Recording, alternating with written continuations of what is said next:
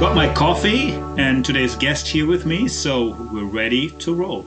Welcome to our Circular Coffee Break podcast, where we will be casually talking about everything circular and beyond. Now, as we dive into today's topic, we would really like to invite you to join the conversation. So visit our website at circularcoffeebreak.com and leave a comment with your ideas, thoughts, or questions. Your engagement is actually what shapes our discussion and helps us to cover the topics and issues that matter most for you. Alternatively, you can also send us an email at circularcoffeebreak@gmail.com, whether it's for feedback, a personal story, or a suggestion for a future episode or a future guest. We're all ears. We would really love to hear from you. Your input is invaluable in making the Circular Coffee Break podcast a space for really meaningful and interesting conversations that help us to develop our understanding of circular economy and sustainability topics. So now grab your coffee, get comfortable, and let's get the conversation started. Our guest today began her career at Nokia from 1995 to 2010, where she was involved in various roles, including R&D, product management, sales and marketing, business development, and technology. Following her time at Nokia, she founded Unico Tech and served as CEO from 2010 to 2013. After this, she started doing angel investments. In the venture capital space, she took on the role of managing director at Lureco, a seed investor for green transition from 2013 to 2014. From there on, our guest was the CEO and partner at Springvest from 2017 to 2019. She also founded Helen Ventures and served as the head of the organization from 2019 to 2022, while also holding the position of vice president at Helen Group. Currently, she is the managing partner and founder at Greencode Ventures. Apart from her executive roles, she has been the co-founder, investor, and board member in over 40 startups and growth companies. And she currently holds roles as member of the Venture Capital Committee at the Finnish Venture Capital Association and partner at Board Partners, focusing on improving the board work in small and medium-sized companies. And she's also a member of the European Women in VC. Recently, EIB Group selected her to their prestigious Female Client Leaders Network, and she's an investor in Supercritical and Life.io, among different other roles. And if all of that wouldn't be enough, she also holds a PhD in international business from the Aalto University. As you can see from the list, we have a very, very busy guest today, so I'm really happy to have her on the show and for her to take some time out of her busy schedule to talk with us today. Welcome to the show, Terhi Vapola. And thanks for having me. So thank you very much. Really impressive list. You've been doing a lot of things, and you're doing a lot of things around VC, around investment, community.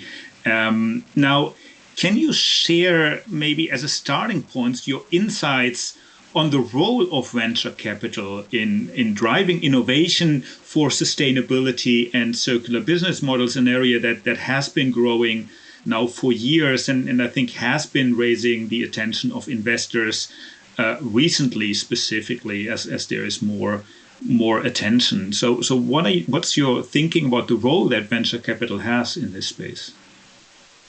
So I see venture capital as a catalyst and growth accelerator for innovation.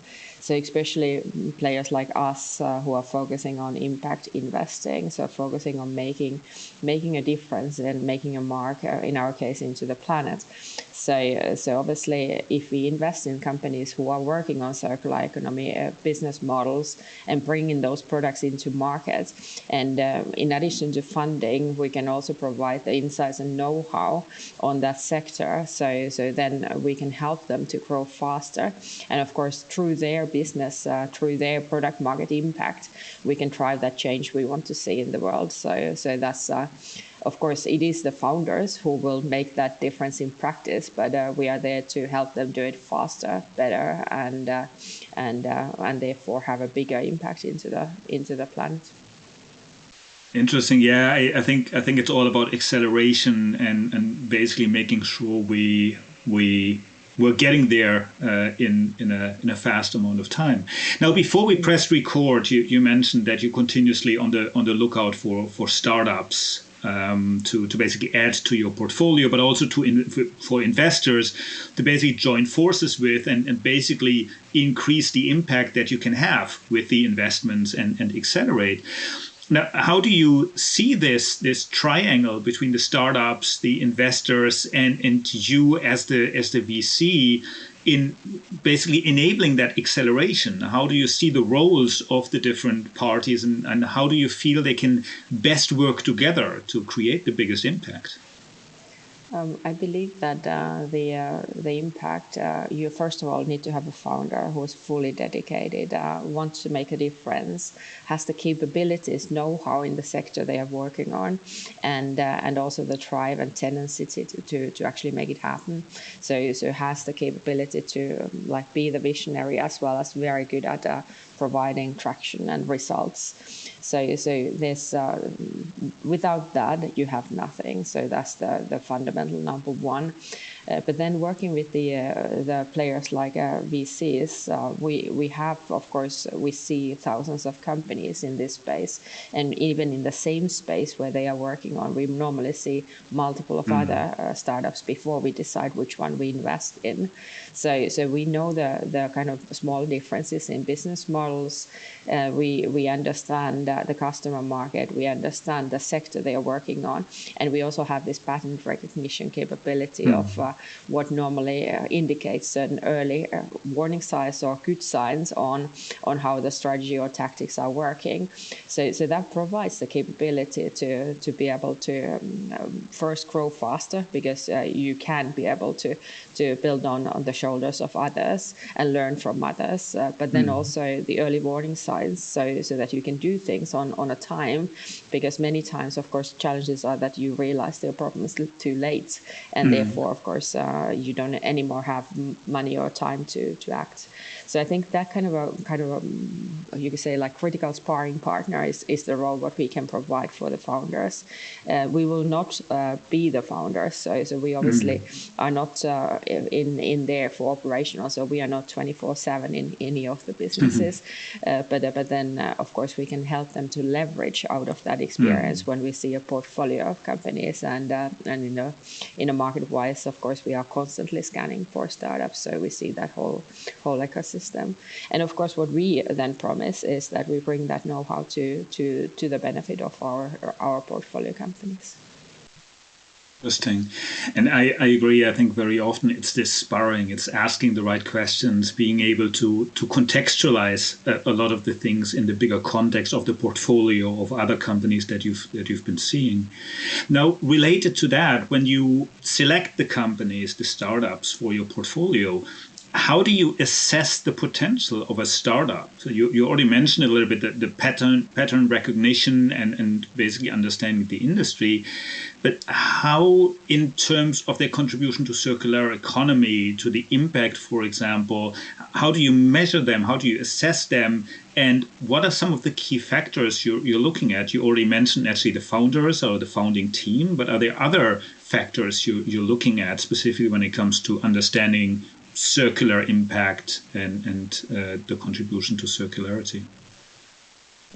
So as mentioned, we are an impact fund, so SFDR Article 9 in the European regulatory perspective. So that means that we always strive for two goals. So we always do the same as any other VC, so looking at the best possible financial returns, and we make no compromises there. But at the same time, we have the double hurdle, so we want to make an impact to the planet. And related to that, when we are assessing the companies and looking at the deal flow, we always look at the capability to make a difference in the environmental matters. We look at it more broadly, so we don't only measure CO2 emissions potential or like one measure, but we basically look at it from a multitude of perspectives. And then basically when we know that this is a company and its product market purpose is that it drives circular economy, say it's like a resource circulation or something. So we look at its capability to actually succeed in that product market, what they want to drive into the market to their customers. And then assess the capabilities related to that.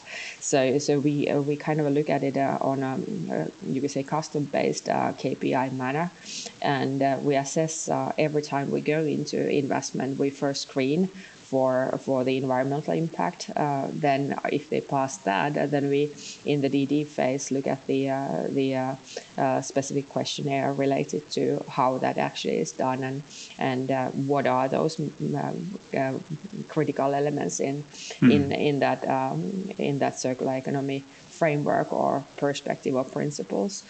And then, of course, when we go into investing, we jointly agree on the parameters which we follow along with any other financial indicators which the company is looking at. So for us, it's not a separate, if you want, separate perspective, but it's a perspective which is integral to the business where they are in and measures the success of them as a company, and therefore, of course, making sure that those key KPIs for the business itself in the product market are made, which just happen to be in the business of circular economy.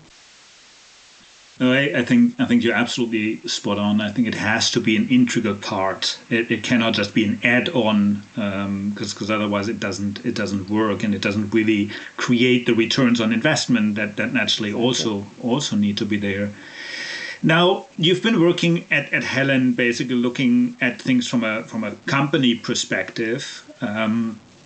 Now you're basically looking at things from a VC point of view. I would assume very often also with rather early stage startups in that context.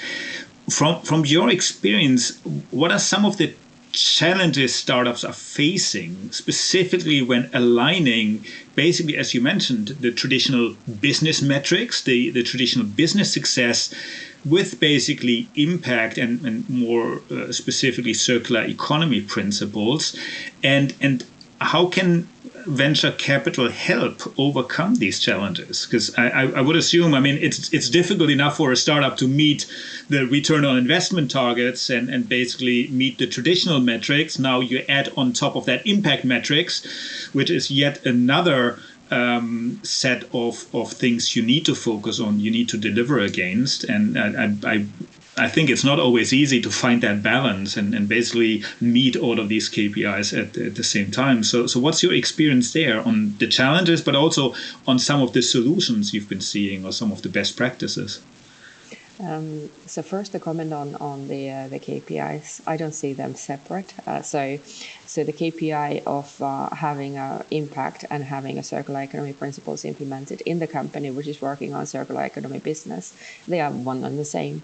So maybe it's a megatons you can process, or maybe it's the amount of like a material which goes through, or maybe it's like products which are refurbished, number of them which go into the market again instead of going into trash. So those are the same metrics metrics which you would anyways use to measure on the success of the business, and then of course these two are completely aligned. So I think that's one of the things about the metrics. So it's not on top, but it's what you anyways have. But that of course means that we look at a certain subset of startups which actually are in the purpose. The purpose of their business is in this field, and of course we invest green transition, so it's wider than just circular economy. But in circular economy, it needs to be circular economy.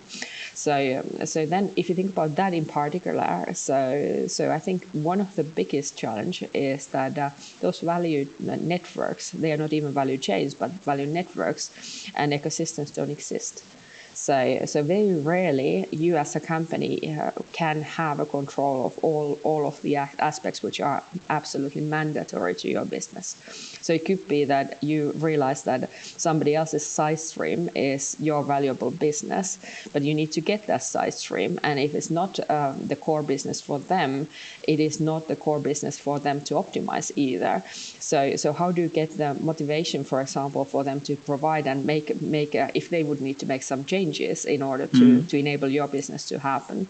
So you're dependent on others, and you're also dependent on others who might not value the segment what you're looking at as highly as you are, because it's not their core. So that kind of like all this, and never there again. So if you want to make the circularity to work, you need to have all these players and roles filled, because otherwise it falls apart.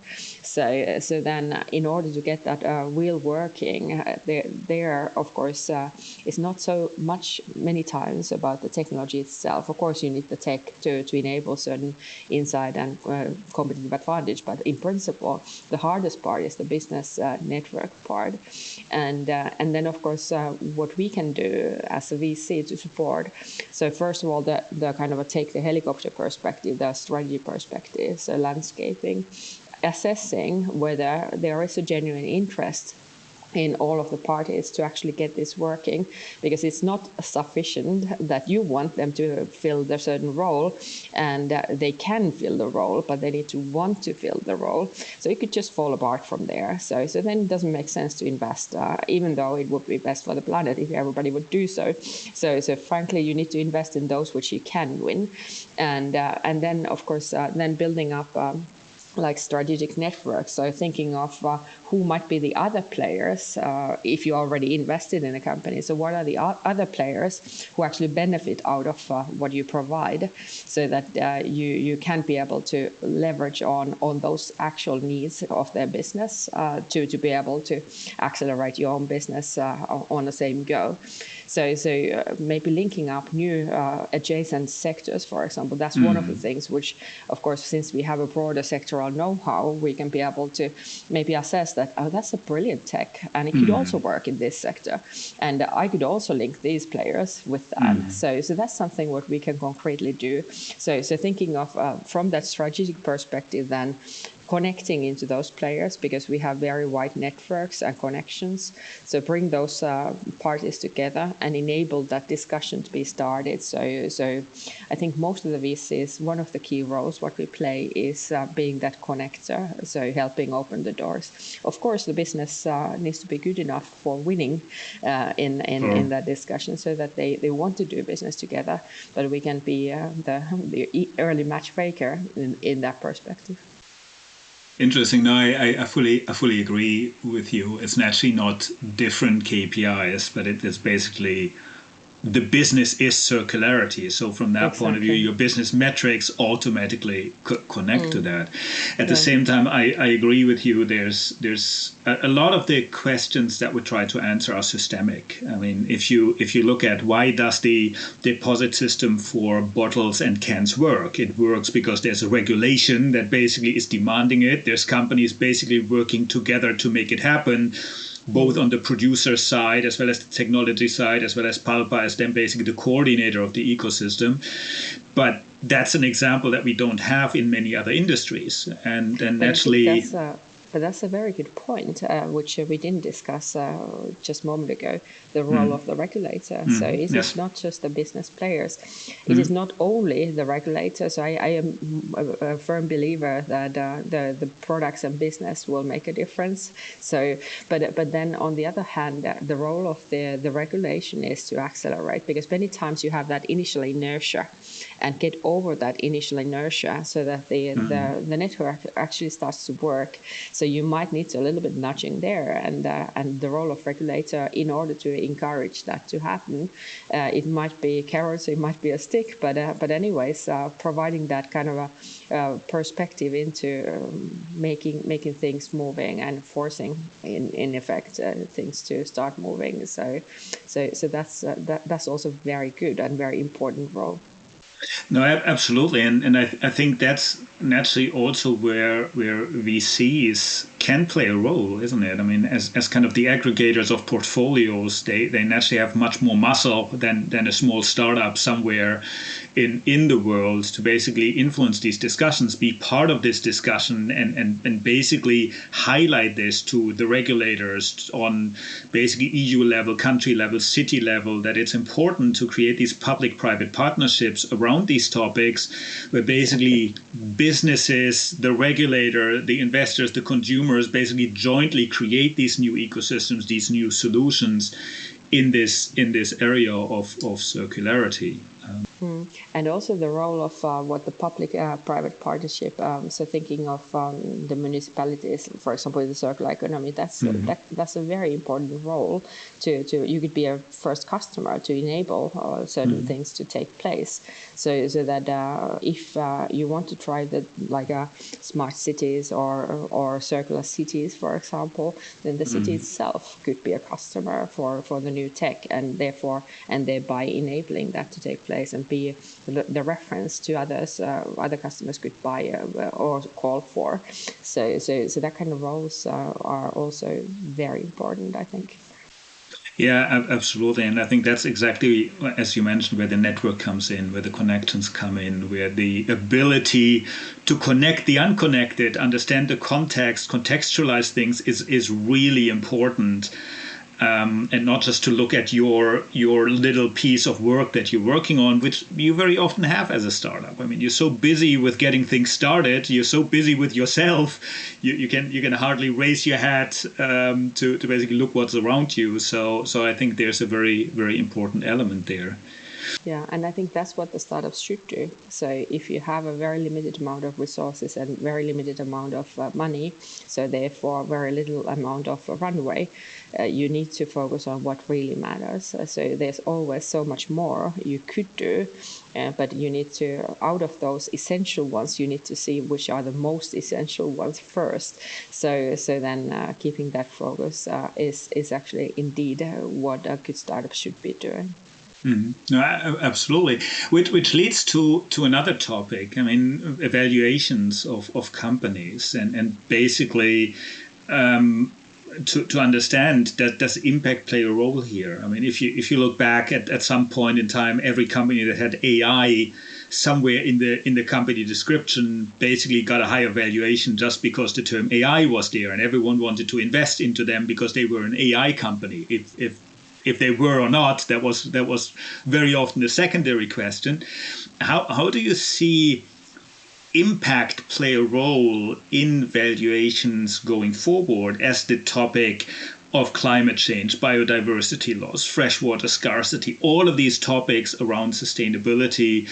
And now I only mentioned the environmental side. There's a huge list of social sustainability problems that need solving as well. How do you see impact valuation in that context? What role do you feel does impact play in valuations today, and do you see that will change going forward? How important will it be for companies to consider this in their setup, startups specifically? So my view and vision is that any business in this world will need to become green. So all businesses will become green sooner or later. and then at the same time looking at the need, which is absolutely mandatory if we want to keep on basically as species to live on this planet. So we need to invest in certain things to make sure that we don't destroy ourselves and the planet on the go. So therefore, for example, McKinsey figures we should be investing 9.2 trillion euros annually on green transition in order to get those things done. So that's the biggest capital reallocation of our time, the biggest. So then if you think about an opportunity as a startup to act on a very, very large business, which is very rapidly growing. So obviously it is not about being the next hype, but it's about, which sometimes gets the valuations up, but it is about a mega trend, which absolutely are mandatory without a question needs solutions for.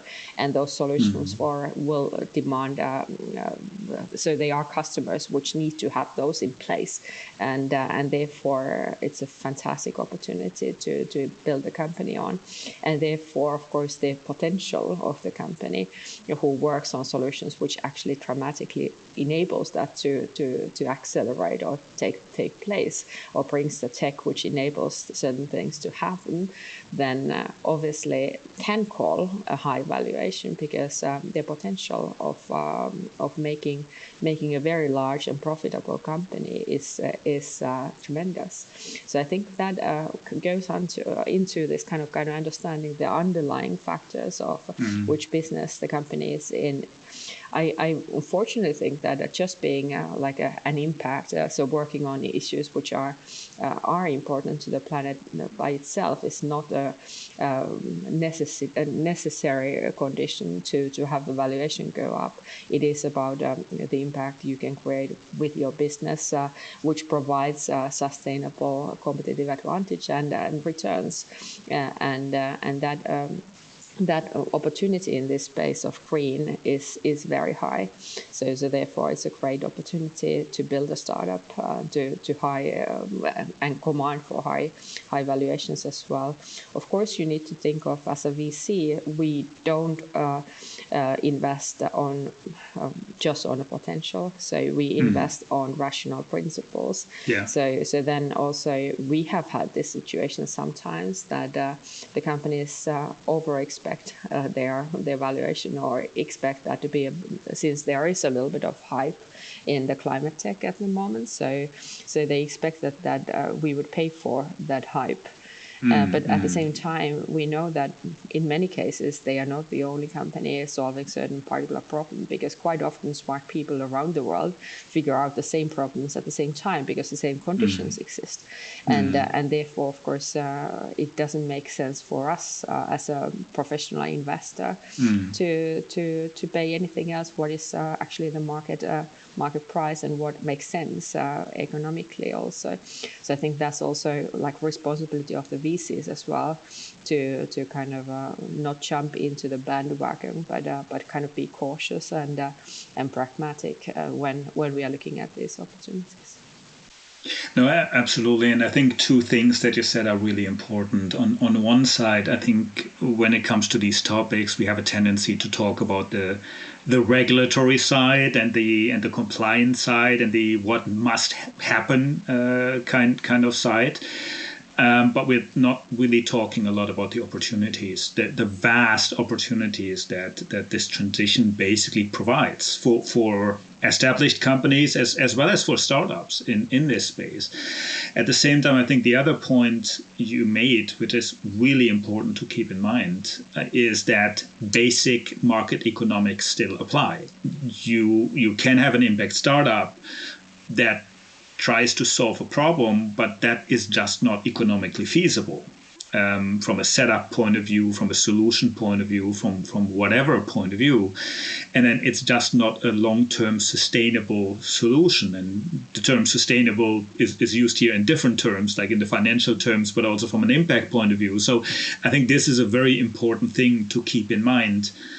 Also in the impact space, where very often the discussion centers more around what impact can I make and not that much about how can I run this business as a successful business in itself in this context. So I think that's very important to keep in mind. And maybe just to like take the other perspective still. So of course we are in the business of helping companies to grow, and then we are in the business of selling those companies as well. So therefore, if you look at the market opportunity, so if we look at this, all businesses will become green. So that means that all of those large companies which might not be green today need to do certain acquisitions in order to get there.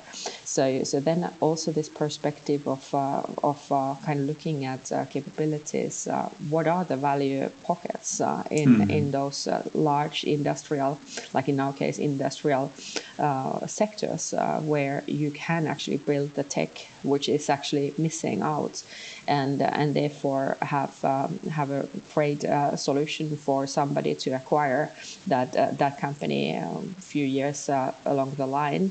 And also in that process, so if you think about the CSRD regulation now, so talking about the regulatory perspective. So most of the companies are very focused on sustainability today, and they have their own processes and practices in place. So if they want to acquire somebody at that point, also the startup, which is at that stage a large growth company, needs to be compliant and filling those requirements. So then also this perspective of building those capabilities into the company will, of course, put you into a position that the potential acquirer sees you more valuable than an alternative which have not actually implemented those in that phase yet. Of course, the startups don't have all the policies and everything in the early phase. That's perfectly understandable. But by the time they go into the exit, they have to. Yes. So building up those from the get-go is much easier than trying to retrofit something later on, which might not have been there or might not even be there. So that's also another perspective. So kind of thinking the long game, anyways. Yeah, no, absolutely, I fully agree. Now building on that, if we look ahead a little bit, what are some of the trends you foresee in the future on the intersection between venture capital and circularity or sustainability and impact, but also more broadly, like what are some of the technologies you see as the hot ones, so to say, and how should startups prepare to capitalize on these opportunities from your point of view? You already mentioned a little bit, be ready, have the right things in place, but how do you think they could basically size these opportunities that are out there? So I think one of the large trends which we see happening today is the material and resource scarcity. So if you think about the processes, for example, related to electrification, which is ongoing now in the traffic, on the heating or cooling, it's on the industrial processes, very heavy electrification processes, which all will call for energy, but it will also call for materials, like batteries, for example. So batteries is a great example of thinking of some of the materials becoming quite scarce. So then thinking of these capabilities to circular economy, where you can be able to take, say, an old battery and refurbish it, or take the materials and use them again, so that you don't waste that material. So that perspective, I think, is super interesting at the moment. There you have technical capabilities or hardware-related capabilities. We invest mainly on the digital solutions. So we are especially interested in the marketplaces around this.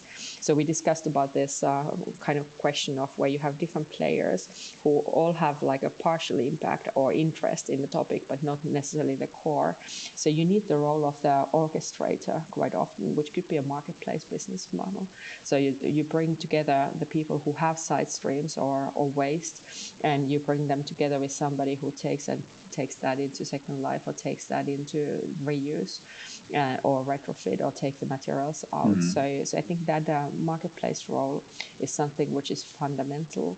It's not easy, so it's a difficult business model. Technically not very complex, but it's a two-sided market, so that makes it more complex on a business level. So that's one of the areas we are quite keen on looking at. The other perspective, which is related to this, is biodiversity. So I think we are currently, a lot of companies have, if you think about like carbon footprint, has now been quite well, I feel there are a lot of very good development already, which is ongoing. And the biodiversity is a logical next one, because of course one doesn't exist without the other. Both are important, and that is still less understood. And also technically, there are opportunities to bring data, bring visibility, bring capabilities to kind of avoid biodiversity loss, but also look at the restoration of that. And that area, of course, is something where I believe will have a heightened attention also going forward in the corporate space, which means good acquisition and exit perspective in the few years to go. So now is a good time to invest in that area, building up companies in that field. Now, the coffee is empty, and it's unfortunately time to wrap up this episode of the Circular Coffee Break. If startups, if investors are interested to basically hear more, discuss a cooperation, where can they best reach you?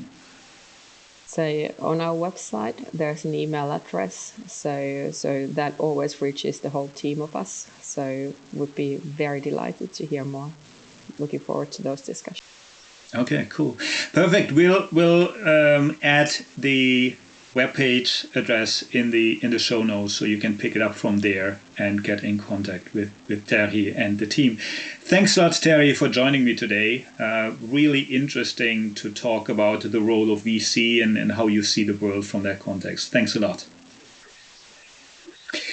As for closing off, a big thank you also to all of you out there listening for tuning in today. If you've enjoyed the podcast today, please consider leaving a positive review on your podcasting platform of choice. Your support is very important for us to build the Circular Coffee Break community and in reaching more listeners who share our joint passion for circularity, sustainability, and impact. Also, please don't forget to follow the Circular Coffee Break on LinkedIn to stay up to date on future episodes. By connecting with us on LinkedIn, you'll be part of the growing network of like-minded people, basically dedicated to making the world a little bit more circular, and you will be in the loop of all the future episodes that we have planned. Thanks once again for being part of the podcast, and I'm looking forward to seeing all of you here at the Circular Coffee Break podcast.